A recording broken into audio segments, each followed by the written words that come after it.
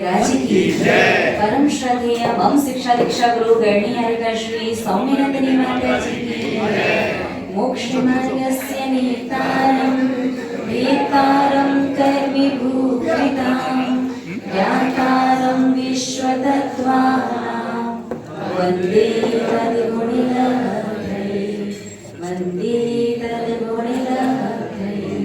जब त्रगानुवर्ती त्रैलोक्य पूज्य विश्वाराध्य पंच पवित्री भगवान की जय। चलो गणनी हरिका सुबह सुयोगनंदी माता जी की जय, समस्त हरिका संघ की जय। धर्म स्नेही महानुभाव, तत्वार्थ सूत्र का 6वां अध्याय और 6वें अध्याय में अब अपन 13वें नंबर के सूत्र पर पहुंच चुके हैं। ये वो सूत्र है जो आप लोगों को ये बताएगा कि आप ऐसी कौन कौन सी गलतियां कर रहे हैं जिसकी वजह से ऐसा कर्म बंध रहा है जिससे आपका दृष्टि और आपका दृष्टिकोण सही नहीं हो रहा। क्या दृष्टि और दृष्टिकोण? देखो, सारा माजरा जीवन में सिर्फ दृष्टिकोण का ही है। आपके जीवन में दुख आए ही नहीं ऐसी कोई व्यवस्था नहीं है, लेकिन आपके जीवन में जब भी दुख आए तो दुख के आने पर, दुख के उदय में, दुख के फल में आप सुख का एहसास करो, ऐसी व्यवस्था हमारे जैन धर्म में है। दुख आएंगे ही नहीं, जीवन में आए ही ना, ऐसी व्यवस्था नहीं है, लेकिन दुख आ रहा है, उस दुख के उदय में सुख का एहसास हमें हो, ऐसी व्यवस्था हमारे जैन धर्म में है। लेकिन ये तभी संभव है जब हमारा दृष्टिकोण सही होगा। लेकिन दृष्टिकोण जो दर्शन मोहनीय कर्म ही हमारे दृष्टिकोण को सही नहीं होने देता है। हमारी श्रद्धा जो है, हमारा विश्वास जो है, हमारी आस्था जो है, जिन व्यक्ति पर, जिन वस्तुओं पर, जिस स्थान पर होनी चाहिए, वहां के अलावा संसार में, राग द्वेष में, मोह में, सब जगह श्रद्धा विश्वास हो जाता है। लेकिन ये दर्शन मोहनीय कर्म हमें हमारे आराध्य, हमारे इष्ट, हमारे धर्म से दूर ले जाता है, अनंत दुख में संसार में लेकर के जाता है। तो महानुभाव, जब भी जीवन में पाप कर्म का, अशुभ कर्म का उदय आता है, जीवन में जब भी दुख आता है, तो हम अपने दुख में भी सुख का एहसास कर सकते हैं या अपने दुख को सुख में बदल सकते हैं। किससे? दृष्टिकोण से। जैसे रिश्तेदार दो प्रकार के होते हैं। रिश्तेदार दो प्रकार के होते हैं। एक तो होते हैं दामाद जैसे और एक होते हैं चाचा जी जैसे। अब दामाद जी क्या होता है? दामाद जी का आने का जब पता चलता है कि दामाद जी आ रहे हैं, घर में टेंशन का माहौल हो जाता है। 2-3-4 प्रकार की सब्जियां, 2-3-4 प्रकार के मीठा वगैरह, बढ़िया व्यवस्थित अच्छा भोजन होना चाहिए। घंटों तैयारी करते हो और दामाद जी आते हैं, खा पी करके जब जाते हैं तो साथ में कुछ ना कुछ अवश्य लेकर के जाते, खाली हाथ नहीं जाते ना। वहीं चाचा जी आ जाए तो आपने अपने लिए रूखा सूखा एका दाल सब्जी का जैसा भोजन बनाया है, उसी भोजन में प्रेम पूर्वक चाचा जी भोजन भी कर लेते हैं और जब जाते हैं तो कुछ ना कुछ लेकर जाते हैं। तो ठीक ऐसे ही जीवन में जब अशुभ कर्म, पाप कर्म का उदय आता है, तो अशुभ पाप कर्म के उदय में भी आप अच्छा महसूस कर सके। कैसे? बस इतना सोच लो, दृष्टिकोण कैसा करो, अपना दृष्टि कैसी रखो कि भगवान ये दामाद जी आ गए। कौन से कर्म आ गए? दामाद जी आएंगे, परेशान करेंगे, बहुत परेशान करेंगे, जाते जाते सुख शांति चैन अमन संपत्ति कुछ ना कुछ लेकर के भी जाएंगे। जो सातवें दिन कर्म शुभ का कर्म का उदय आए तो सोच लो जीवन में अब चाचा जी आ गए, जैसा जो चल रहा है एडजस्ट करेंगे और जाएंगे तो कुछ ना कुछ अच्छा छोड़ करके ही जाएंगे। मैंने कर्म किया, मैंने बुलाया है, दामाद जी अपने घर के हैं तो आओ, भगत तो करनी पड़ेगी, परेशान तो होना पड़ेगा। तो दुख के एहसास में, दुख के उदय में भी आप सुख महसूस कर सकते हो, सिर्फ दृष्टिकोण सही होने की वजह से। तो जो हमें हमारी आस्था को, हमारे विश्वास को सही व्यक्ति से, सही वस्तु से, सही स्थान पर ना होने दे, जो हमारी दृष्टि और दृष्टिकोण को सुधरने ना दे, उसे दर्शन मोहनीय कर्म कहते हैं। ऐसा कर्म जो हमें अनंत काल तक इस संसार में भटकाता है। आपने कई बार देखा होगा कि आप जब किसी से कहते हो मंदिर चलो, स्वाध्याय कर लो, गुरुओं के पास चलो, हम नहीं जाए, क्या होता है? रोज रोज तुम तो रोज जा रहे, क्या मिल गया तुम्हें, क्या हो गया तुम्हारे साथ? तो ऐसा व्यक्ति जो ऐसे कह रहा है, उस व्यक्ति के जीवन में इसी दैशन मोहनीय कर्म का ही उदय चल रहा है। उस व्यक्ति का तीव्र अशुभ पाप कर्म शीघ्र उदय में आने वाला है। इसलिए व्यक्ति देव शास्त्र गुरु और धर्म की शरण में नहीं पहुंच पा रहा है। कभी आपका मन ना भी करे, कभी शरीर साथ ना दे, कभी प्रतिकूलता हो, तो कोई बात नहीं, भले ही मंत्र नहीं, ऐसे क्यों नहीं आना चाहिए कि फिर भी नहीं आ पा रहे तो नहीं आना। कभी मुख से मत कहना हम नहीं जा रहे, इतने लोग तो जाते हैं, वर्षों तो हो गए जाते हुए, क्या हो रहा है, कुछ नहीं होता, सब ऐसे ही है। इस प्रकार के अनादर के, अश्रद्धा के भाव देव शास्त्र गुरु और धर्म के प्रति लेकर के आने से दैशन मोहनीय कर्म का तीव्र बंध होता है, जो आपके दृष्टिकोण को बिल्कुल नहीं सुधरने देगा। संसार में रहोगे, व्यापार करो, परिवार करो, सब में अच्छी सफलता भी हासिल कर लोगे, लेकिन संतुष्टिजनक सफलता नहीं मिलेगी। संतुष्टिजनक सफलता तभी मिलती है जब आपका दृष्टिकोण सही होता है। वो तभी सही होगा जब दर्शन मोहनीय कर्म का क्षय उपशम आपका ठीक होगा। अर्थात ऐसे निमित्तों से बचना जिनसे दर्शन मोहनीय कर्म बंधता है। तो ऐसे कौन से निमित्त हैं, ऐसी कौन सी चीज है जो हमें संतुष्टिजनक सफलता से संसार में रोकती है, जिन्हें आपको अवॉइड करना है। उन चीजों को सूत्र नंबर 13 में समझेंगे। केवली श्रुत संघ धर्म देवा वर्णवादो दर्शन मोहस्य। रिपीट कीजिए।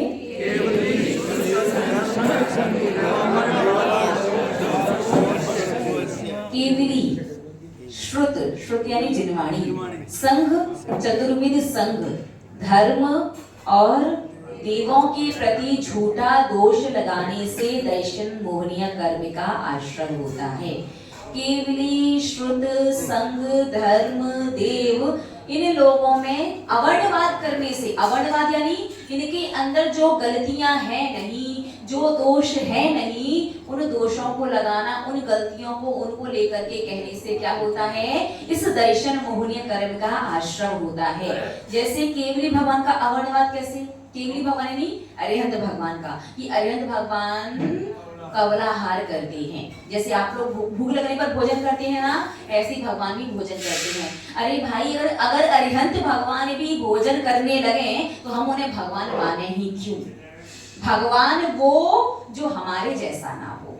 जैसे हमारे अंदर राग द्वेष है, तो हमारे भगवान के अंदर भी राग द्वेष आ जाए कि पूजन करने वाले खुश होकर के वरदान देने लग जाएं, जो पूजन नहीं कर रहा है उसे रुष्ट होकर के उसे अभिशाप देने लग जाएं, तो ऐसा व्यक्ति हमारा भगवान हो सकता है क्या?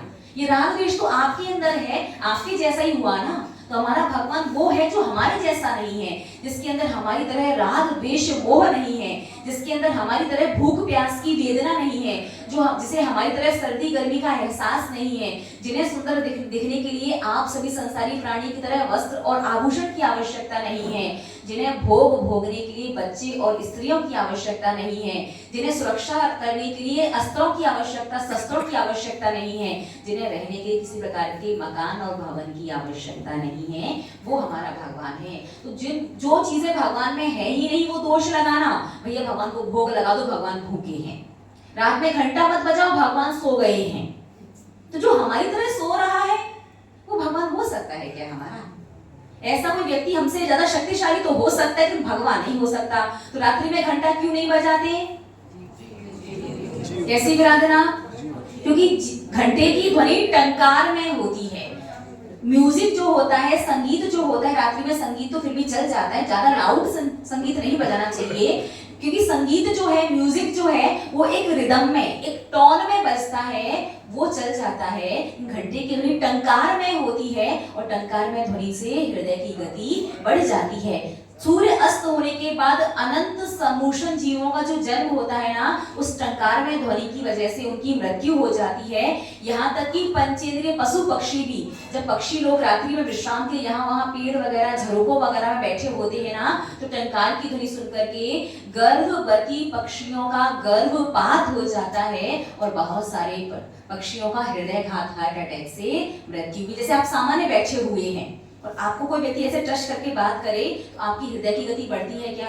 नहीं बढ़ती। पता है कि वो व्यक्ति स्पर्श कर रहा है। ऐसे म्यूजिक रिदम में बज रहा है, संगीत एक टोन में बज रहा है, तो दिक्कत नहीं होती। जब टंकार में आप बैठे, अचानक पीछे से आके कोई टच करे, ऐसे करके डरा दे, एकदम से डर जाते कि नहीं डर जाते? हृदय गति बढ़ जाती कि नहीं बढ़ जाती। ठीक ऐसे ही जब रात्रि में सूर्य अस्त होने के बाद, अंधेरा होने के बाद घंटा बजाते हैं ना, उसकी टंकार में ध्वनि की वजह से पक्षियों का गर्भपात और मृत्यु तक हो जाती है। इसलिए रात्रि में घंटा बजाने का निषेध करते हैं। अब कई बार लोगों के मन में प्रश्न आता है कि रात्रि में परिक्रमा लगाना चाहिए कि नहीं लगाना चाहिए। बहुत से लोग तर्क देते हैं जैसे परिक्रमा मंदिर का स्थान है, वैसे ही आगे भगवान के सामने का जो जगह है वो भी मंदिर का स्थान है। भगवान के सामने आप चारों तरफ घूमते कि नहीं घूमते हो, यहाँ वहां सब जगह घूम रहे हो और भगवान के पीछे चले गए तो दोष हो गया। बहुत से लोग ऐसा तर्क देते हैं कि रात्रि में परिक्रमा लगा सकते हैं, कोई दोष नहीं है, वो तो पहले लाइट वगैरह नहीं हुआ करती थी इसलिए निषेध कर दिया जाता था। देखिए महानुभाव, जब कोई बड़े विधान, बड़े अनुष्ठान वगैरह चलते हैं या बड़े बड़े सिद्ध क्षेत्र, अतिशय क्षेत्र वगैरह है जहाँ पर लोग 108 परिक्रमा लगाते हैं, तो वहां जरूर लोग 7-7, 8-8, 9-9 बजे तक परिक्रमा लगाते रहते हैं। लेकिन थोड़े से विवेक का प्रयोग करना चाहिए। भले ही आज जिन मंदिर में प्रकाश की, सूर्य अस्त होने के बाद रोशनी की पर्याप्त व्यवस्था है और उस प्रकाश में आप जीवों को देख करके आराम से चल सकते हो, लेकिन परिक्रमा का मार्ग जो होता है वो अधिक सकरा मार्ग है। कैसा है? छोटा मार्ग है। भगवान के सामने तो खुला खुला बहुत सारा स्थान होता है, पीछे छोटा स्थान होता है, सकरा स्थान होता है, और सकरे स्थान पर सूक्ष्म जीवों की उत्पत्ति ज्यादा और खुले खुले स्थान पर उत्पत्ति ज्यादा तो है, लेकिन बहुत सारा स्थान मिल गया सूक्ष्म जीवों को, उनका घात आपके स्पर्श से कम होगा, उनकी मृत्यु आपके स्पर्श से कम होगी। और संकीर्ण स्थान पर घुसोगे तो सूक्ष्म जीवों की घात, उनकी मृत्यु ज्यादा होगी। इसलिए सूक्ष्म जीवों की सुरक्षा की दृष्टि से बोल दिया जाता है भैया जब तक सूर्य अस्त हो गया लेकिन रोशनी है तब तक परिक्रमा लगा लो, लेकिन जब अंधेरा हो गया फिर भगवान की परिक्रमा नहीं लगाओ। लॉजिक समझ में आया कि छोटी जगह पर जीवों की उत्पत्ति ज्यादा है और बाहर जगह, उत्पत्ति तो बाहर भी ज्यादा है लेकिन उन्हें बाहर जगह ज्यादा मिल जाती है। तो हमारे श्वास लेने से, श्वास छोड़ने से, हमारे बोलने से, हमारे हलन चलन करने से उन जीवों को कष्ट, बाहर स्थान ज्यादा है तो कम होगा, संकीर्ण स्थान पर कष्ट ज्यादा होगा। इसलिए अंधेरा होने पर फिर परिक्रमा लगाने के लिए मना कर दिया जाता है। तो दर्शन मोहनी कर्म क्या कि जिनमें जो दोष है ही नहीं उनमें वो दोष लगाने से दर्शन मोहनीय कर्म का बंध होता है। किनमें? केवली भगवान में। भगवान को भी सर्दी गर्मी का एहसास होता है, भगवान है ना अरिहंत बनने के बाद भी भोजन करते हैं, आहार करते हैं, इन सबसे दर्शन मोहनीय कर्म का बंध। भगवान केवल ज्ञान होने के बाद फिर कभी भी आहार नहीं करते, बिना आहार किए ही मोक्ष चले जाते हैं। उनके शरीर में ऐसी शक्ति आ जाती है कि उन्हें आहार की आवश्यकता होती ही नहीं है। शुद्ध जिनवाणी में दोष लगाना। जिनवाणी में दोष कैसे? कि कोई भी चीज मन गणंत, मन वाणी को जिनवाणी कह करके बोलना। कोई बात आपने सुनी सुनाई, यहाँ वहां की सुनी है, कि किसी बात पर आपका किसी प्रकार का श्रद्धा नहीं थी, ऐसी जैसे देहरी को लेकर के कितना विकल्प मन में आता है। इतने वर्षों से देहरी छूते आ रहे हो, तो आज कहीं ना कहीं जब देहरी पर हाथ नहीं जाता मन में लगता है कि क्रिया आधी अधूरी है। लगता कि नहीं लगता? कि अरे हमारे पूर्वज करते आ रहे, इतने वर्षों से करते आ रहे हैं। इसलिए आज वर्तमान में कुछ पंडित विद्वानों ने कुछ पुस्तकों का संकलन किया है, उनमें देव दर्शन की विधि में लिख दिया कि देहरी को छू करके स्पर्श करना चाहिए। बहुत सारे साधु संत भी शायद कहते होंगे कि देहरी को छू करके जाओ कि नव देवता में एक देवता है, लेकिन जब आप मूल जिनवाणी का, मूल जिनागम का, आगम का अध्ययन करोगे तो उसमें आप देखोगे उसमें जिन चैत्यालय वंदना के विषय में लिखा है कि जब जिन मंदिर दिखाई दे गेट के पास पहुंचो, दोनों हाथों को जोड़ करके सिर को झुका करके आप जिन चैत्यालय की वंदना करके ओम जय जय जय बोल करके जिन मंदिर में प्रवेश करो। इस प्रकार देहरी छूने से सबके पैर देहरी पर रखे जाते हैं, पैरों की गंदगी हाथ में आ गई और बिना हाथ धोए, देहरी छूने के बाद हाथ धोने कोई भी नहीं जाता, सबके पैरों की गंदगी हाथों में आ जाती है और बिना हाथ धोए जाकर के द्रव्य चढ़ा देते हैं। फिर कहते हैं हम तो रोज मंदिर जा रहे हैं, रोज द्रव्य चढ़ा रहे हैं, ये रोग बीमारी वाला कर्म पीछा क्यों नहीं छोड़ रहा? तो देव शास्त्र गुरु को पैरों की गंदगी हाथों में और द्रव्य लेकर के गंदगी भरे हाथों से द्रव्य चढ़ाई है, तो रोग बीमारी वाला कर्म तो पीछे पड़ेगा ही पड़ेगा। तो अब क्या है, इतने वर्षों से करते आ रहे हैं, वही सुना है, वही देखा है, तो कोई कहता है तो हाँ ऐसा कुछ नहीं होता देहरी वेहरी छूने से, इतने लोग तो छूते थे, इतने लोग तो छू रहे हैं, देखो वो साधु आ गए उन्हें भी छुआ है। हमने खुद प्रत्यक्ष, जब लास्ट ईयर हम लोग का चातुर्मास समय शिखर जी में था, तो दीर्घ दीक्षित साधुओं को भी, हम लोगों ने भी दीक्षा ली, मोक्ष मार्ग की वाली 15-16 साल ही हुए हैं, दीर्घ दीक्षित साधुओं को भी हम लोगों ने ऐसे देह स्पर्श करके जिन मंदिर में प्रवेश करते हुए देखा था। तो इसमें ये भी कि बचपन से वही संस्कार, वही चीजें, क्योंकि हमें भी याद है जब छोटे थे, घर में रहते थे, 12 साढ़े 12 वर्ष तक हम घर में रहे, तो हमें भी जब घर के परिवार के लोग जब पहले शुरुआत में मंदिर साथ में जाते थे लेकर के, तो उन्हें हमसे भी इतनी दहली छुड़वाई है भाई, दहली सबसे बड़ा भगवान, 1 बार 2 बार 3 बार, ऐसा लगता था गृहस्थ में तो कि दहली छू के मोक्ष चली जाएंगी।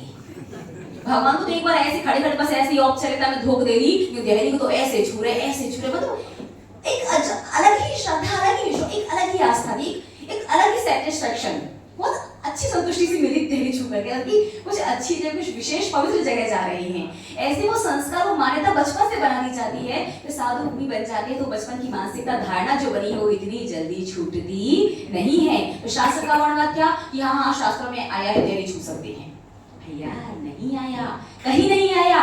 वर्तमान का कोई पंडित विद्वान यहाँ वहां से अपने मन के हिसाब से जनवाणी में जनवाणी और मनवाणी ऐड कर दे तो वो जनवाणी नहीं बन सकती। तो जो चीज आगम में, शास्त्रों में नहीं है, लेकिन आपकी धारणा में, आपकी मानसिकता में है, जिस चीज को आप मानते हो, तो आप उसे जनवाणी का नाम लेकर के प्रकाशित करो, लोगों से कहो यहाँ भैया शास्त्रों में ऐसी बात लिखी है, पर ऐसा कर सकते हैं। इसमें क्या लगेगा? दोष लगेगा। जैसे रत्नात्रय जी का जो व्रत है उसकी 12 के दिन धारणा होती है, 13 चतुर्दशी और पूर्णिमा के दिन उपवास रहता है, और एकम के दिन पारणा होती है। रत्नात्रय का तेला तो 13-14 पूर्णिमासी का ही होता है। अब आप 10 लक्षण में तेला करना चाहो तो वो आप कभी भी कर सकते हो, 12, 13, 14 का कर लो, 9वीं 10वीं 11 का कर लो, 5वीं 6वीं 7वीं का कर लो। 10 लक्षण में तेला करना है वो कभी भी कर सकते हो, लेकिन रत्नात्रय का तेला करना है तो वो तो 13 चतुर्दशी पूर्णिमासी को ही होगा। यूं तो बहुत सारे व्रत हैं, रत्नात्रय व्रत का देखो, अनंत चतुर्दशी व्रत जो है सो तो है, अनंत चतुर्दशी व्रत का तो कोई जोड़ नहीं, कोई मुकाबला नहीं, कुछ नहीं, वो तो अद्भुत है भाई।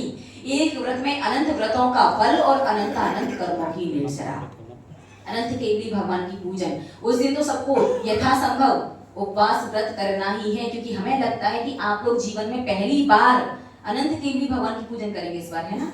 अभी तक की है क्या कभी? हाँ, पहली बार अनंत केवली भगवान की पूजन करेंगे। उस दिन यथाशक्ति उपवास, एकाशन या एकाशन सांकोपानी, जैसी शक्ति, जैसी भी अनुकूलता वैसा करना ही है। लेकिन जिन्हें रत्नात्रय का तेला करना है उन्हें ध्यान देना चाहिए कि रत्नात्रय व्रत की विशेषता क्या है। तो रत्नात्रय व्रत के विषय में आता है कि वर्तमान 24वीं के 19वें नंबर के तीर्थंकर कौन से हैं? मल्लिनाथ भगवान। सबसे कम समय में यदि किसी को केवल ज्ञान प्राप्त हुआ, प्रकट हुआ, तो भगवान मल्लिनाथ स्वामी है सिर्फ 6 दिन में।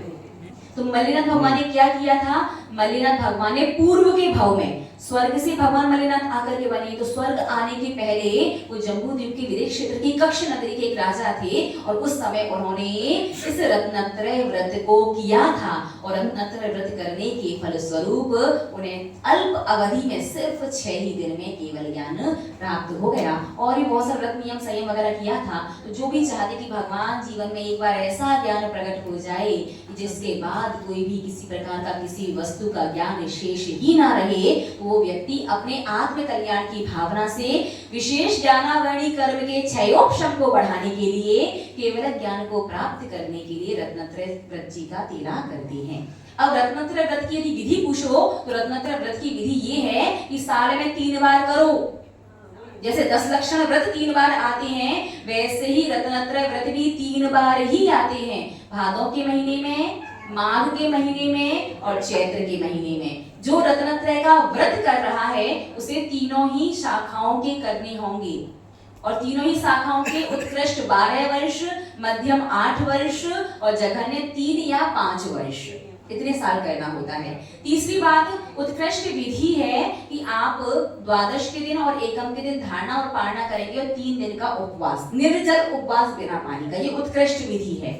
मध्यम विधि है कि द्वादशी वाले दिन और एकम वाले दिन धारणा और पारणा करेंगे।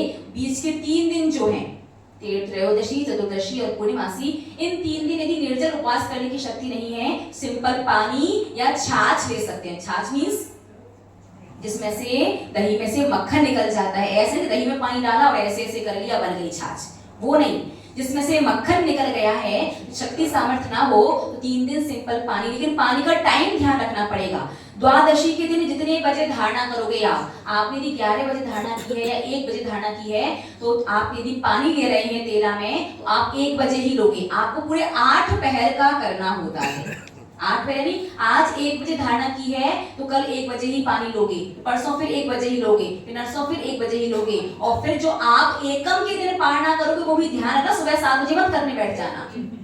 तो रत्नत्रय का वो 8 पहर का पूरा उपवास चलेगा, वो भी 1 बजे ही पारणा करोगे। तो आज धारणा उसी हिसाब से उतने बजे करना जितने बजे आपको एकम को पारणा करनी हो। उत्कृष्ट विधि क्या है? 3 दिन का निर्जल उपवास। मध्यम विधि सिंपल पानी लेना चाहे तो 3 दिन सिंपल पानी भी ले सकते हैं। और छाछ के विषय में भी उसमें लिखा हुआ है विधि में कि छाछ, मक्खन निकला हुआ दही, उसकी छाछ बना करके भी ले सकते हैं। और जघन्य विधि की शक्ति सामर्थ्य नहीं है, मन कर रहा है एक बार कि भगवान ज्ञानावर्णी कर्म का क्षयोपशम बढ़े तो 5 दिन के एकाशन। द्वादशी धारणा वाले दिन भी एकासन, त्रयोदशी के दिन भी एकाशन, चतुर्दशी को भी एकाशन, पूर्णिमासी को भी एकाशन और एकम वाले दिन भी एकाशन। बट टाइम का ध्यान रखना, 5 दिन एक ही समय पर आपको। एकाशन कितने लंबा समय चलता रहे, 1 बजे बैठे हो तो 2-2:30 बजे तक खाते रहो, 3 बजे तक खाते रहो, कोई बात नहीं, लेकिन भोजन 1 बजे से पहले शुरू नहीं कर सकते। शाम को पानी बिल्कुल भी नहीं चल सकता है। इस प्रकार से रत्नत्रय व्रत करने के 3 विधि हैं। लेकिन अब जिनकी शक्ति सामर्थ्य 12 वर्ष, 8 वर्ष, 3 या 5 वर्ष करने की नहीं है, या जो तीनों शाखाओं के नहीं कर सकते, तो वो क्या करेंगे? वो इस 10 लक्षण पर्व, एक है 10 लक्षण व्रत और एक है 10 लक्षण पर्व। तो 10 लक्षण व्रत वर्ष में 3 बार आते हैं और पर्व 1 बार आता है। तो वो कैसा नियम लेगा? इस 10 लक्षण पर्व में रत्नत्रय जी का तेला करने का नियम ले रहा हूँ। अब इसमें क्या है? इसमें 2 बातें हैं। इसमें अगर आप चाहो तो 3 साल तक करना और चाहो तो 1 साल में भी हाथ जोड़ सकते हो। जो तीनों शाखाओं के करता है उसके 3 साल कंपलसरी है। जो तीनों शाखाओं का नहीं करता वो 3 साल करे, अच्छी बात है। 3 साल ना कर पाओ 1 साल करके भी हाथ जोड़ सकते हो। हर साल करते जाओ, हर साल हाथ जोड़ते जाओ, जैसी आपकी सुविधा बैठे उस प्रकार से रत्नत्रय व्रत का तेला वगैरह आप कर सकते हैं। तो रत्नत्रय व्रत के बारे में समझ में आया? तो ये क्या है? अब जिनवाणी में ऐसा लिखा है, आप लोगों को नहीं भैया हम तो जैसे सुना है, जैसी मान्यता है, जैसी धारणा है, जैसे वर्षों से करते आ रहे वैसे ही करेंगे। ये क्या हो जाएगा? आपको दर्शन मोहनीय कर्म का बंद हो जाएगा। ना दृष्टि सुधरेगी, ना दृष्टिकोण सुधरेगा, ना सही व्यक्ति, सही वस्तु, सही स्थान पर आपकी श्रद्धा होगी, विश्वास होगा, और ना ही आपका संसार कम होगा। संसार बढ़ता बढ़ता बढ़ता ही रहेगा। तो आपकी धारणा, आपकी मानसिकता क्या है वो आप अपने तक रखिए। जिनवाणी शास्त्र ने क्या कहा है वो सबके लिए सबको मान्य करना ही पड़ेगा।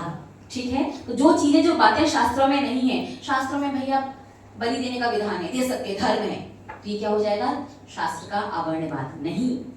शास्त्रों में यज का जो अर्थ है उसका मतलब है 3 साल पुराने धान, उसका मतलब बकरा नहीं होता। लोगों ने इसका अर्थ बकरा निकाल लिया है। अज का मतलब बकरा नहीं है। अज का मतलब होता है 3 वर्ष पुराना ऐसा धान जिसमें अब पैदा होने की शक्ति नहीं बची है। उसकी आहुति वगैरह देकर के कुछ यज्ञों में उसकी आहुति दी जाती है, और उस अज का अर्थ एक बकरा भी होता है। तो लोगों ने क्या निकाल लिया कि शास्त्रों में बकरा की बलि देकर के विधान करने पर स्वर्ग और मोक्ष मिलता है, ऐसा कर सकते हैं। नहीं, किसी भी शास्त्र में, किसी भी धर्म के ग्रंथ में, स्पेशली भगवान जिनेंद्र देव की वाणी में तो हिंसा में धर्म नहीं बताया है। ठीक है? तो जो चीजें शास्त्रों में नहीं है वो शास्त्रों में है, ऐसा कह करके प्रतिपादन करने पर शुद्ध का, जिनवाणी का अवर्ण्यवाद करने का दोष लगता है। उसके बाद संघ, चतुर्विध संघ में दोष लगाना। निर्दोष जिनकी चर्या है, जो साधु हैं, उनके अंदर जो दुर्गुण नहीं है, जो गलतियां नहीं है, वो भी कहना कि ये साधु कैसे हैं, 12 बज रहे सामयिक नहीं कर रहे। भैया आपको पता है उन्हें सामयिक की या नहीं की है? 11 दोपहर में 11 बजे से लेकर के 1:15 बजे तक का समय सामयिक करने का रहता है, और जघन्य सामयिक 48 मिनट की एक अंतर्मुहूर्त की होती है। अगर साधु 12:30 बजे भी बैठेगा तो 1:15 बजे तक उनकी सामयिक हो जाएगी, और कोई साधु 11:15 बजे बैठ जाए तो 11:30 बजे उनकी सामयिक पूर्ण हो चुकी। ये उन पर डिपेंड करता है कि उन्हें कब, कैसे, किस व्यवस्था के हिसाब से। जो 12 बजे का समय है वो संधि काल का भी संधि समय है। जब जो 1.25 घंटे का 2 घंटे 24 मिनट का समय होता है उसके मध्य का समय होता है, इसलिए 12 बजे को सब लोग पकड़ करके चलते हैं। जो चर्या जो साधु में दोष नहीं है, गलतियां नहीं है, उन दोषों को गलतियों को कहने पर कौन सा संघ अवर्णवाद का दोष लगता है। जैसे आप कोई साधु संतों के दर्शन करने जाते हैं, कभी उनकी स्वास्थ्य की अनुकूलता है, प्रतिकूलता है, कभी दर्शन मिलते हैं नहीं मिलते हैं। हाँ, जब ये मिलते नहीं है, दर्शन होते नहीं, क्या फायदा नहीं, क्या होता है। अगर ऐसा भी कहते हैं तो मन में विकल्प आ सकता है कि कई बार आप अपने कीमती समय निकाल करके इतने दूर से ट्रैफिक वगैरह परेशान होकर के आते हो, तो मन में लगता है कि भैया एक झलक मिल जाए, बहुत कम से कम ऐसा लगे कि आना सार्थक हो गया, थोड़ा सा दर्शन हो जाए। बाई चांस दर्शन नहीं भी होते हैं किसी रीजन किसी परिस्थिति की वजह से, तो मन में भले विकल्प आए, लेकिन वचनों से किसी भी प्रकार का कुछ भी कहने से कर्म का बंध अवश्य होगा कि कोई ना कुछ परिस्थिति होगी तो साधु भी श्रावक की अनुकूलता का और उसकी परेशानियों का ध्यान रखते हैं। ये परेशान हो रहा है तो कम से कम वो आया है, दर्शन मिले, चर्चा वगैरह हो जाए, उनका सब ध्यान रखते हैं। लेकिन तभी जब उनकी संयम साधना अच्छे से चल रही हो। संयम साधना में अगर थोड़ा बहुत विकल्प आ रहा होता है तो पहले वो अपनी साधना को, अपने संयम को देखते हैं, उसके बाद श्रावकों को। ठीक है, तो संघ यानी चतुर्विध संघों में दोष लगाना, ये संघ का अवर्णवाद है। धर्मावर्णवाद, धर्म में अवर्णवाद कि जिनेंद्र भगवान ने ऐसा कहा है, धर्म में कुछ भी गुण नहीं है, इसका सेवन करने वाले असुर, मतलब धर्म करने वाले नरक जाएंगे। किसने कहा धर्म करने वाले की अच्छी गति होगी, अच्छी जगह जाएंगे? किसने कहा व्रत उपवास करने से कर्मों की निर्जरा होती है? कुछ नहीं होता, ये व्रत उपवास कर सब भूत नियंत्रण की पर्याय में जाएंगी, तो यहाँ वहां भटकेंगी। ऐसा करके कि उत्तम धर्म में भगवान जिनेंद्र देव ने जो धर्म बताया है उसमें दोष लगाने से कौन सा कर्म बनता है? दर्शन मोहनीय कर्म। देवावर्ण कि देव लोग शराब पीते हैं, देव लोग यूं झूमते रहते हैं, भस्म वगैरह लगाते हैं, शमशान वगैरह में रहते हैं, परेशान करते हैं। इस प्रकार का देव लोग परेशान तभी करते हैं जब मिथ्या दृष्टि देव हो या बहुत छोटा सा सामान्य से देव हो, जिसे तंत्र विद्या वगैरह के माध्यम से किसी ने बांध लिया हो, उसकी बुद्धि को कीलित वगैरह कर दिया हो। कोई देव जब कभी परेशान कर दे, बाकी देवों का स्वभाव कौतूहल स्वभाव, उदम करने का स्वभाव तो है, बाकी शराब वगैरह पीने का, मांस वगैरह खाने का, चढ़ावा वगैरह चढ़वाने का देवों का स्वभाव नहीं है। तो लोगों ने अपनी अपनी सुविधा के अनुसार उन्हें चढ़ावा चढ़ाना शुरू कर दिया, मांस वगैरह शराब वगैरह उन्हें भोग के नाम से खुद पी सके कि हमारे देवता पी रहे हैं, हमारे भगवान पी रहे हैं, तो प्रसाद के रूप में हम लोग भी पी सकते हैं। अपनी कमी अपनी गलतियां छुपाने के लिए उन्होंने अन्य मतांतर वालों ने बना दिया कि हमारे भगवान देवी देवता शराब मांस वगैरह का भोग लगता है, इसका सेवन करते हैं। जबकि ऐसा देव लोग जो देव गति के देव लोग होते हैं, उन्हें तो जब भी भोजन की इच्छा होती है कंठ से अमृत चढ़ जाता है। वो तो पूरे जीवन पर्यंत आपका दाल रोटी चावल वगैरह किसी प्रकार का कोई आहार वगैरह मुख से ग्रहण नहीं करते। जीवन पर्यंत जब भी भूख लगेगी, एक तो रोज नहीं करते लेकिन जब भी लगती है तब क्या होता है, कंठ से अमृत झरता है और संतुष्टि हो जाती है। इस प्रकार से केवली भगवान, श्रोत यानी जिनवाणी, संघ यानी चतुर्विध संघ, धर्म जिन्हें धर्म और देव गति के देव वगैरह में जो दोष जो गलतियां उनमें नहीं है, वो दोष लगाना अवर्ण्यवाद कहलाता है। इनका अपमान वगैरह निंदा वगैरह करना अवर्ण्यवाद कहलाता है। इससे दर्शन मोहनीय कर्म का बंध होता है और दर्शन मोहनीय कर्म अनंत संसार तक आपको भटकाता है, सम्यक दर्शन प्राप्त नहीं होने देता। तो अब ये बात हुई। दूसरी बात, चारित्र मोहनीय कर्म। ऐसा कर्म किस वजह से बनता है कि नियम संकल्पों के प्रति दृढ़ता नहीं आ पाती, व्रत उपवास विशेष रूप से लेने की शक्ति नहीं रहती कि अंदर से दृढ़ता, ले लो कर लो हो जाएंगी, और मोक्ष मार्गी नहीं बन पाते हैं। ऐसा चारित्र मोहनीय कर्म किस वजह से बनता है ये अपन कल समझेंगे। ठीक है, तो रत्नत्रय व्रत वालों, आज आप लोगों की धारणा है यदि भी तेरा करना हो तो अपनी अपनी अनुमति के अनुसार कीजिएगा। जो भी आचार्य भगवंत उमा स्वामी मुनिराज जी की जय। चलेगा, करते हैं अर्घ समाप्ति। सम्यक दर्शन ज्ञान चारित्राणि मोक्ष मार्गः तत्वार्थश प्रधानम सम्यक दर्शनम तन्नि सर्गा तदि कमात्वा जीवा जीवाश्रव बंध संवरण निर्जरा मोक्षास्तोत्रम नाम स्थापना द्रव्य भावतस्तन्यासः प्रमाण नैरधि गमः निर्देश स्वामित्व साधनाधिकरणस्ति विधानितः सत्संख्या छेद स्पर्श कालांतर भावाल्प बहुत्वैश्य मति श्रुतावधि मना परे केवलानि ज्ञानम तत्प्रमाणे आद्ये परोक्षम प्रत्यक्ष मन्यत् मति स्मृति संज्ञा चिंता विनिबोध इत्यनर्थान्तरम तदेन्द्रियानिन्द्रिय निमित्तम अवग्रहेहा बाह्य धारणा बहुविध क्षिप्रा मिश्रिता मुक्त ध्रुवाणाम क्षेत्राणाम अर्थस्य व्यञ्जनस्य वग्रः न चक्षुरनिन्द्रियाभ्यां श्रुतं मति पूर्वं ध्वनिक द्वादश भेदं भक् प्रत्ययो बधिर्देवनारकाणां क्षयोक्षं निमित्तः षड् विकल्पः शेषाणां ऋजु विभूमति मनः परेय विशुद्धि प्रतिपाताभ्यां तद विशेषः विशुद्धि छिद्र स्वामी विषयेभ्यो वधि मनः परेयो मति श्रुतियोर्निबन्धो द्रव्येष्व सर्वपर्यायेषु रूपेषु भवति तदनन्त भागे मनः परेयस्य सर्वद्रव्य पर्यायेषु केवलस्य एकादीनि भाज्यानि युगपदे कस्मिन् चतुर्भ्यः मति श्रुता वध्यो विपर्यश्च सतस्तोरविशेषात् द्रक्षोपलब्धिरनुमत्यवत् नैकं शङ्कर व्यवहार ऋजु सूत्र सब संवीरूढैवं भूतानयः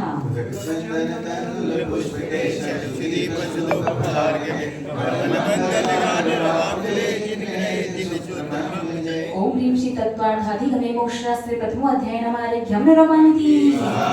सभी लोग अर्घ चढ़ाओ, तभी तो एक उपवास का फल मिलेगा भोजन करने के बाद भी, है ना। बैठ के सिर्फ अनुमोदना और सिर्फ सुनना नहीं है, अपने अपने हाथ में द्रव्य लेके 10 अर्घ चढ़ानी। औषमिक छायिकौ भावौ मिश्रस्य जीवस्य स्वतंत्र मौदैक पारणामिकौ च द्विनवाष्टादशैक विंशति द्विभेदा यथाक्रमं सम्यक् त्वचारित्रे ज्ञान ऐशन दान लाभ रोगोपभोग वीर्याणि च ज्ञानाज्ञान दर्शन लब्ध्यश्चतुस्त्री पंचभेदा सम्यक् त्वचार्थ संयमा संयमाश्च गति कस्मात् लिंग मिथ्या दर्शना ज्ञाना संहिता सिद्धिश्यास चतुस्त्रैकैकैकैक षड्भेदा जी भव्य भव्यत्वानि च उपयोगो लक्षणं स विविदोष चतुर्भेदः संसारिणो मुक्ताश्च स मनस्का मनस्का संसारणस्त्रसस्थावरः पृथिव्यप्तेजो वायु वनस्पतयः स्थावरः द्विनिन्द्रियादयस्त्रसः पंचेन्द्रियाणि द्विविधानि निर्वृत्युपकरणे द्रव्येन्द्रियं लब्धुपयोगो भावेन्द्रियं स्पर्श रसन घ्राण चक्षु श्रोत्राणि स्पर्श रस गंध वर्ण शब्दास्तदर्था श्रुतमनेन्द्रियस्य वनस्पत्यन्तानामेकं कृमि पीपीलिका भ्रमर मनुष्यादीनाम् एकैकवृद्धानि संज्ञाः सा मनस्कः विग्रहगतौ कर्म योगः अनुष्ठानी गति अविग्रहा जीवस्य विग्रहवती च संसरणा प्राप्त चतुर्भ्यः एक समया विग्रह एकं द्वौ त्रीणि वानाहारकः सामुक्षं गर्भोपादा जन्म सचित सिद्ध समृता सेत्रा निष्ठाश्चैकस्तद्योनया जरयो जाण्डस्फोटानां गर्भः देवनारकाणां मुक्पादः शेषाणां सम्मोषणम् औदारिक वैक्रियकाहार तेजस्कार्मणानि शरीराणि परम परम सूक्ष्मं प्रदेशतो संख्ये गुणं प्राप्त तेजसात् अनंत गुणे परे अप्रतिघाते अनादि संबंधे च सर्वस्य तदादीनि भाज्यानि युगपदे कस्य चतुर्भ्यः निरुपभोगमन्त्यं गर्भ सम्मोषण जमात्यं औपपादिकं वैक्रियकं लब्धि प्रत्ययं च तेजस्मपि शिवं विशुद्धमव्याघाति चाहारकं प्रमत्त संयतस्यैव नारक सम्मोषण नपुंसकानि न देवः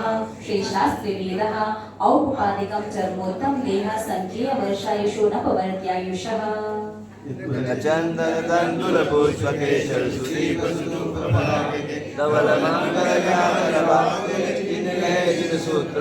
ओम ह्रीं श्री तत्त्वार्थाधिगमे मोक्षशास्त्रे द्वितीयो अध्याय नमालेख्यं निरमामिति।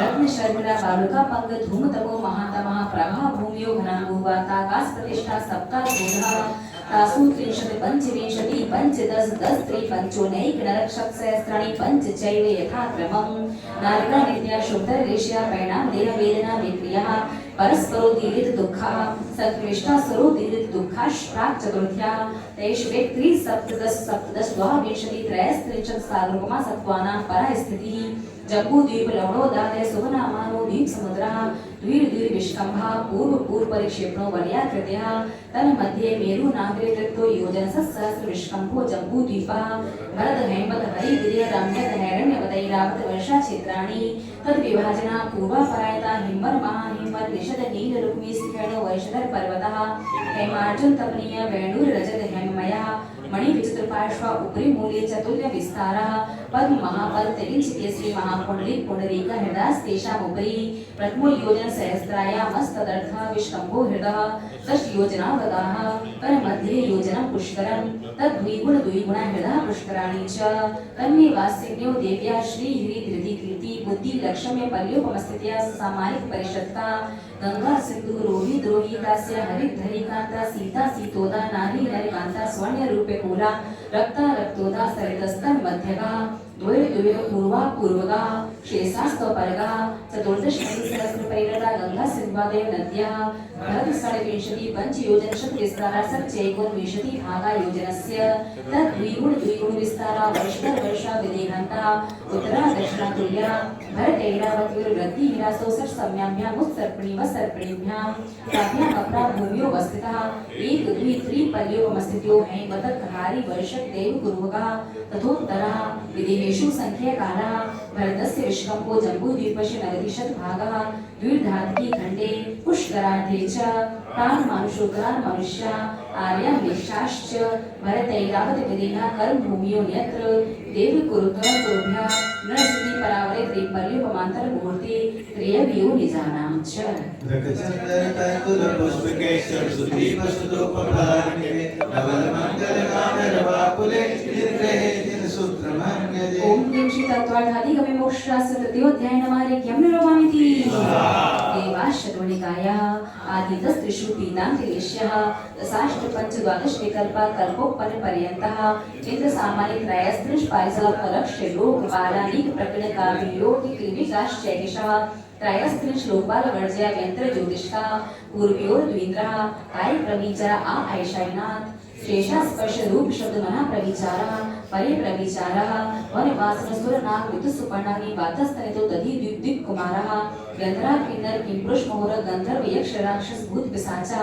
ज्योतिष्का सूर्य चंद्र मसौ ग्रह नक्षत्र प्रकीर्ण तारकाश्च मेरु प्रदक्षिणा नित्य गतियो निर्लोके तत्कृतः काल विभागः बहिरावस्थितः वैमानिकः कल्पोपन्ना कल्पातीताश्च उपर्युपरि सौधर्मैशान सानत कुमार महेंद्र ब्रह्म ब्रह्मोत्तर कांतव लांतव कापिष्ट शुक्र महाशुक सकार सहस्रा वैश्वानत प्राणतयो राणा चतुर्योर नवसु दैनिकेषु विजय वैचिर जयंता पराजितेषु सर्वार्थ सिद्धौ च स्थिति प्रभाव सुदुतिदेश्य विष्णुनिर्द्यावति विषयतोधिका गति शैली परिग्रह विमानितो हीना पीत पद्म शुक्ल देशा द्वित्रिशेषेषु प्राणग्रैव्य केभ्यः कल्पः ब्रह्म लोकालय लौकांतिका सारस्वत्य वहन ऋण गर्द तोय तुषी काव्या बाधा रिष्ठाश्च विजयादिषु द्विचर्मा औपाधिक मनुष्येभ्यः शेषास्त्रिय योनिया स्थिति सुरनाम सुपर्ण द्वीपशेषाणां साधुरूपं त्रिपल्योपमार्धहीमितः स्वधर्मी शानियो साधुरूपमे दिखे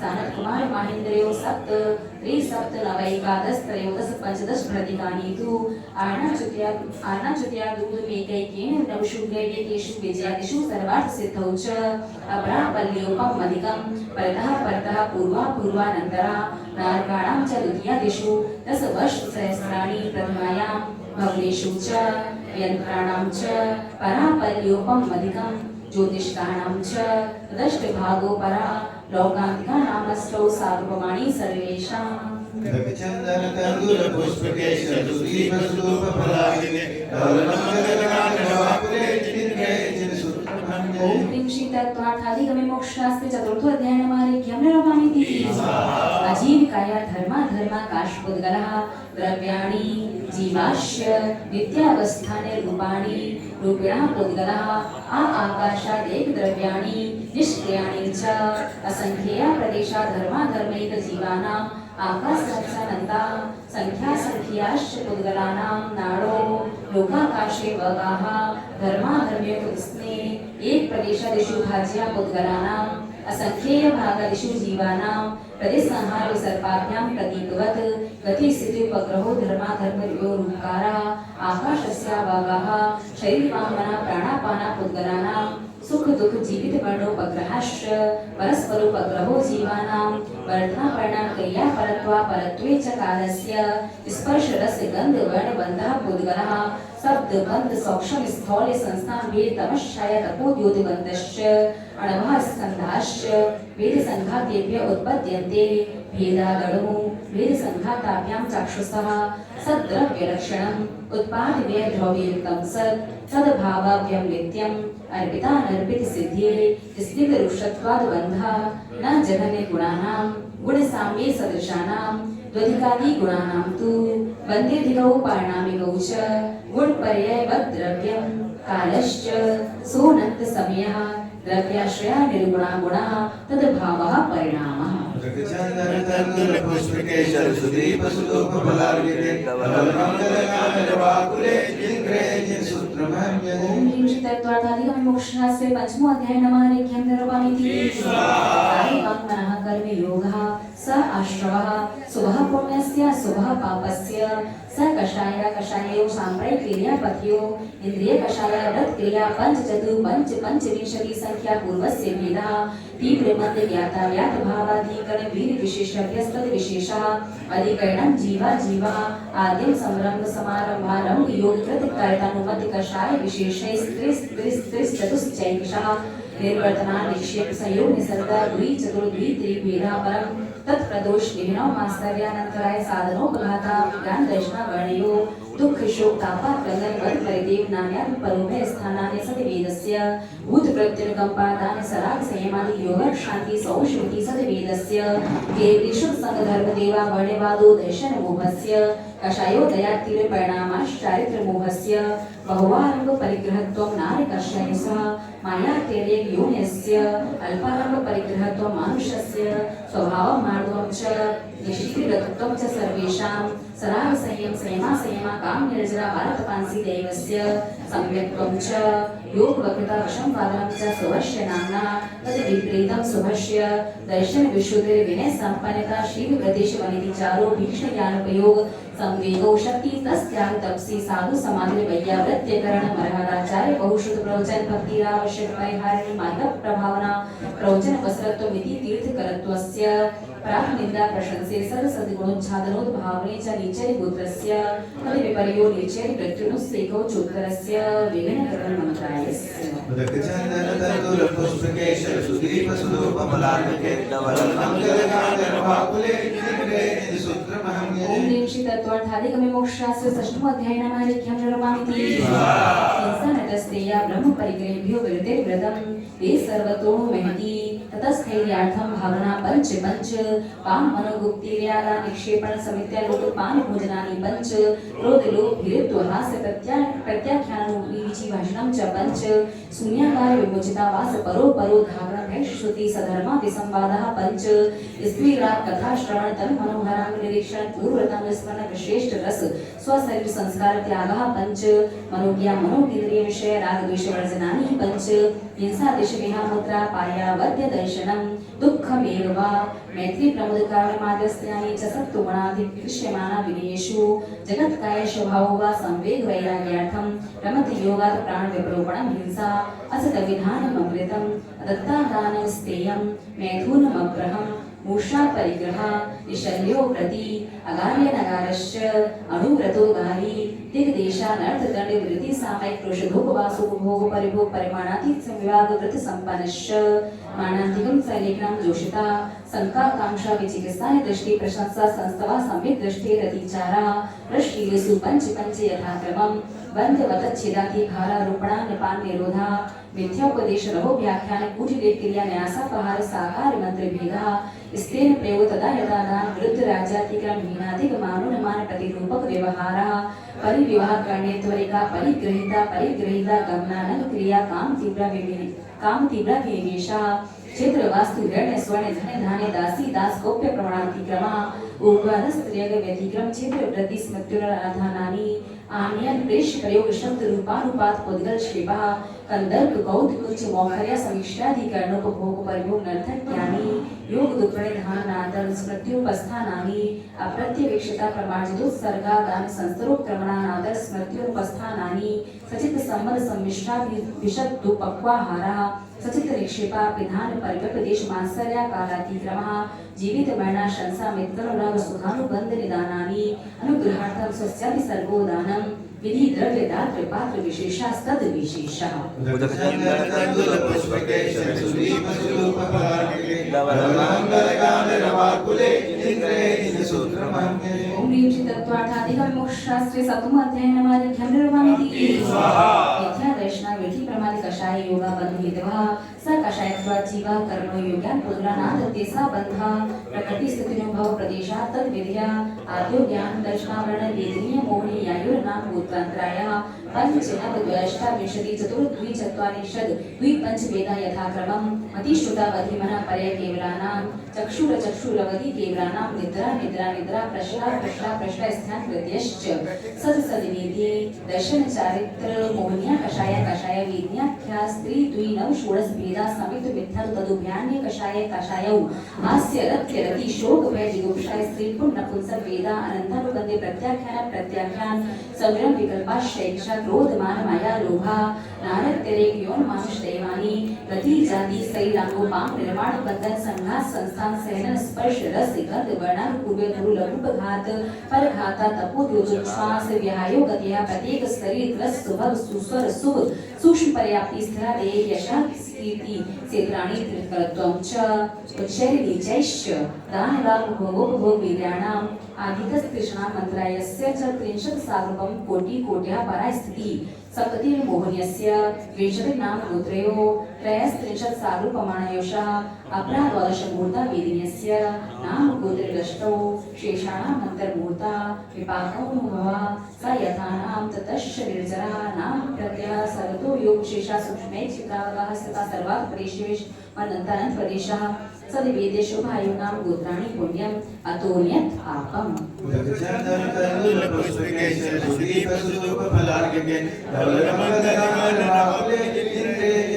इति तत्त्वार्थादिकपि मोक्षशास्त्रे अष्टमो अध्याय नमारेख्यं निरूपयन्ति अष्टविरोधः संवरः सद्बुद्धि समिति धर्मानुप्रेक्षा परिचय जय चारित्रै तपसा निर्जरा च सम्यक योग निग्रह बुद्धि ईर्या भाषेष्णा निक्षेप सर्गा समितिया उत्तम क्षमा मार्दवाज शौच सत्य संयम तपस्या किंचन ब्रह्मचर्याणि धर्मः अनित्याशरण संसारे तत्वान्यत्वा सोच्याशर संवर निजरा लोक पूरिदुल धर्म स्वाख्या तत्वानुचिंतन अनुप्रेक्षः मार्ग जीवन निर्जरार्थम परिशोधव्या परिशः चित पिपाशा शीतोष दंश मशक नाकान्य रति स्त्री चर्या निषद्य शय्या क्रोश वध याचना लाभ रोग स्पर्श मन सत्कार पुरस्कार प्रज्ञा ज्ञान दर्शनानि सूक्ष्म सांप्राय छदमस वितराग योष चतुर्दश एकादश जिने पाद सांप्राय सर्वे ज्ञानावर्णे प्रज्ञा ज्ञानी दर्शन मोहांतरा योग दर्शन लाभो चारित्र मोहि नागान्य रति स्त्री निषद्य क्रोश याचना सत्कार पुरस्कारः वेदनीय शेषः एकादयो भाज्य युगपदे तस्मिन् कौन विंशते साम्यक छेदोपस्थापना परिहार विशुद्धि सूक्ष्म सांप्राय यथाख्यात मिति चारित्रम् अनिशना वामोदरे वृत्ति परिसंख्या रस प्रत्याग विक्त शयासन काय क्लेशा बाह्यं तपः प्रायश्चित विनय वैयावृत्य स्वाध्याय व्युत्सर्ग ध्यान युक्तरम्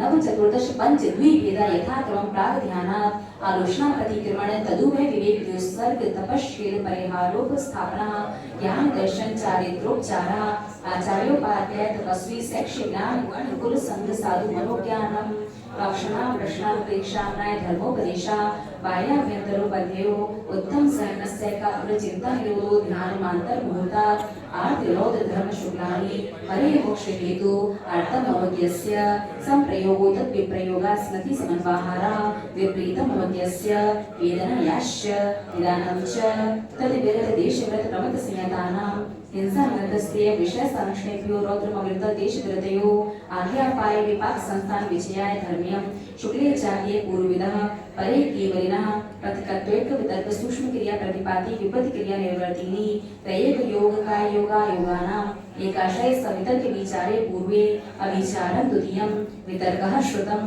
विचारोर्थ व्यंजन योग संक्रांति समित दृष्टि श्रावक विरहानंद वियोजक दर्शन मोह छपकोप श्रम कोप श्रांत मोह छपक क्षीण मोह जिनः क्रमशो संख्य गुण निर्जरा कुलाक वकुश कुशील निर्गत स्नातका निर्ग्रंथा संयम शुद्ध प्रति सेवना तीर्थ लिंग देशोपाद स्थान विकल्पतः साध्यः